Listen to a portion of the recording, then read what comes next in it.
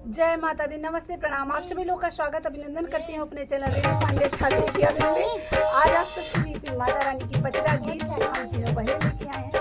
आप सबको पसंद आए तो प्लीज वीडियो को लाइक, सब्सक्राइब, शेयर करें। आप लोग चैनल पे नए हैं तो प्लीज सब्सक्राइब करके अपना प्यार दुलार स्नेह जरूर दीजिएगा। जय माता दी। बाद में सबके